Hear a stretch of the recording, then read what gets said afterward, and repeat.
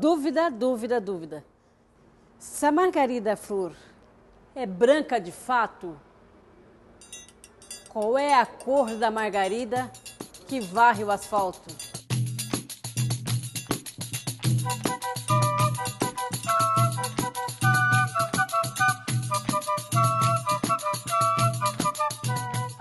Esmeralda, quando é que você se percebeu escritora?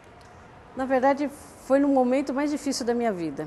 Quando meu pai faleceu, ele faleceu num sábado. E daí eu fiz uma poesia para ele, era sábado. Eu já não sei nem mais onde está essa poesia, mas enfim, foi a partir daí que eu me descobri, né, que eu fui começando a entrar nessa área da literatura. Daí eu participei do CORB, né, que era um local na 24 de maio da União Brasileira de Escritores, né?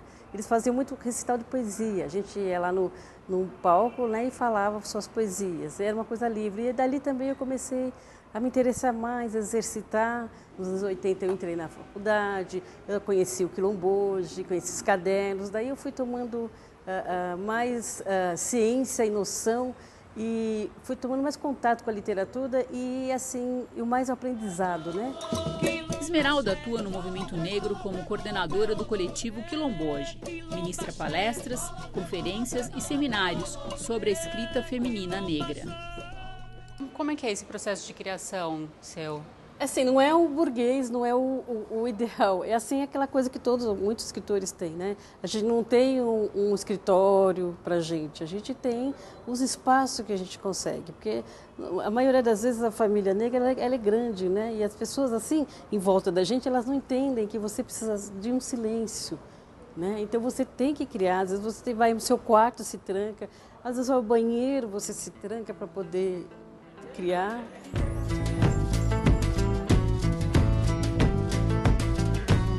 Na verdade, o urucumi, a tradução é o seu nome. Tem um mapa, né, dos continentes africanos, tem algumas perguntas, tem algumas curiosidades de animais. Então, eu tentei ter algumas coisas sobre o batizado, como a criança africana é recebida na aldeia. Então, eu acabei trabalhando nessa ideia. Cadernos Negros, o que é? Uma coletânea de escritores negros, é isso? É isso mesmo, uma coletânea de escritores negros que nasceu em 78, no bojo da ditadura militar, onde se fazia, o movimento negro fazia várias reuniões e nasceu também, além da política, se falar da cultura e se falou dos Cadernos Negros. E o Cadernos Negros, na área cultural, ele foi criado por 8 pessoas, né, que se reuniram, tiraram dinheiro do próprio bolso e lançaram os Cadernos Negros 1, que ele começou com poesia e ele se alterna em contos e poemas. E assim, a proposta dos Cadernos Negros é divulgar os escritores e escritoras negros do Brasil inteiro. O Sarau Afromix é uma criação do Quilomboje, é isso? Sim, é um projeto, porque a ideia desse projeto é um pouco diferenciado de Cadernos Negros. É um projeto que a gente procura que ele seja bancado, né? E que esse projeto entre pessoas negras e não negras, e que participe de saraus. E ele é voltado mais, ele é produzido mais na comunidade, a gente faz. Já fizemos na Zona Leste, e é onde a gente reúne adolescentes, adultos, e que publicam nesse livreto. E a pessoa não paga nada.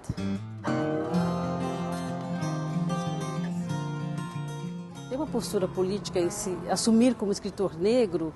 Ela é fundamental por quê? Porque você está se colocando politicamente nessa sociedade. Eu sou negro, tenho uma visão. A minha literatura, ela é abrangente, ela é ampla. Mas eu quero falar da minha vivência afro-brasileira. Eu poderia ser muito mais assim, é muito mais cômodo você escrever sem focar a questão racial. Sim, seria muito mais tranquilo.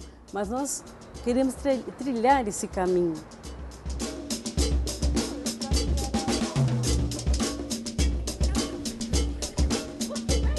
Autora do livro Águas da Cabaça, Elisandra Souza é poetisa da vida e da raça.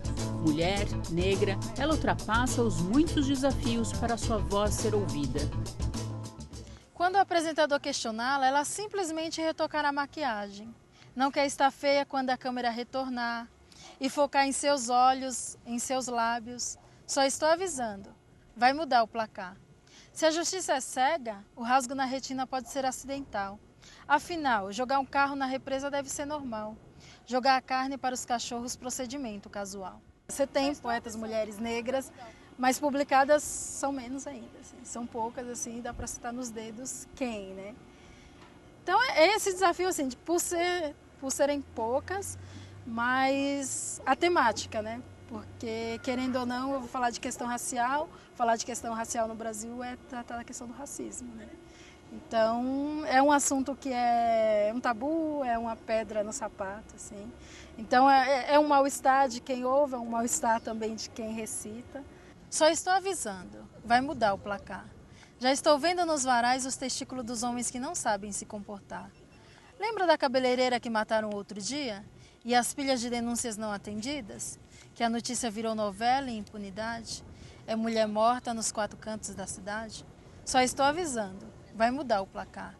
A manchete de amanhã terá uma mulher de cabeça erguida dizendo: matei e não me arrependo. Eu não carrego esses estereótipos que são, na verdade, uma predominância na periferia, né?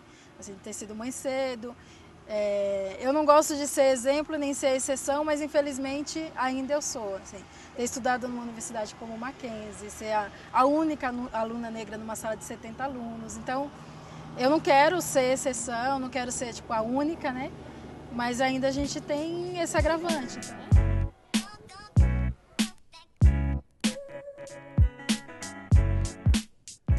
Quando eu falo de mulher negra e mulher da periferia, eu estou falando de mim. Em primeiro lugar, às vezes eu até brinco, né?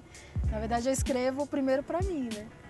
E aí as pessoas se identificam porque estão no mesmo contexto, sentem as mesmas coisas. A minha poesia, ela tem essa sensibilidade da mulher negra, mas tem uma sensibilidade de mulher. Menstruação.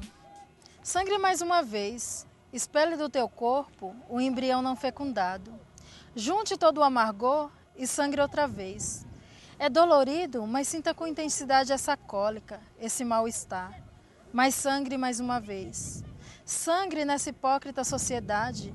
Junte todas as dores expelidas, retire da calcinha esse absorvente encharquecido e jogue fora todos esses sangrados. Mas menstrue e ação.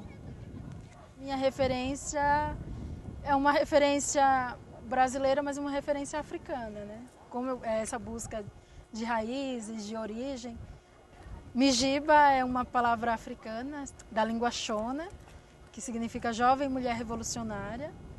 E Mijiba foram mulheres que lutaram pela independência de Zimbábue. Então eram mulheres guerrilheiras, mulheres que pegavam em armas e que transformaram a sua comunidade lá em Zimbábue. O poder de transformação ele também é do campo simbólico, né? E eu acredito que eu fui me percebendo como mulher negra também por esse campo simbólico, né? Quando eu cheguei em São Paulo, eu conheci a cultura hip hop, que ela me inseriu em um grupo de pessoas negras, de pessoas moradoras da periferia. Então, eu me identifiquei com as histórias. Então, se eu escrevo hoje é porque eu acredito que a poesia é também esse campo simbólico de transformação.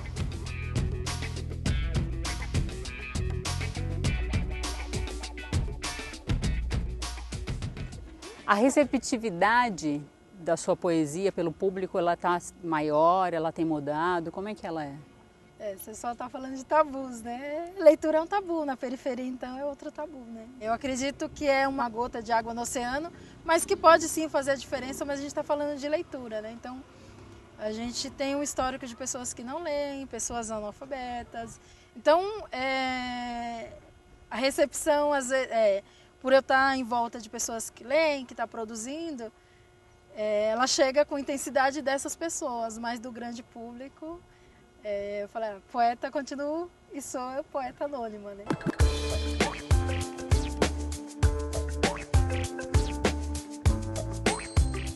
O que é o boom do sarau hoje? É a oralidade, né? Então, os saraus, ele tem esse papel de passar conhecimento através da oralidade. Eu acho que por isso que ele veio com tanta força, assim. Mas aí a questão da leitura é uma coisa que a gente precisa discutir, que a gente precisa se envolver mais, porque aí vai mexer com a educação. A leitura a gente vai mexer com a educação, né? Então, aí assim, quando você fala, como você percebe? Então, eu estou inserida de pessoas que leem o livro e te dá a devolutiva. Mas não são, tipo, as pessoas do meu bairro aqui tem um ou outro morador que tem um livro.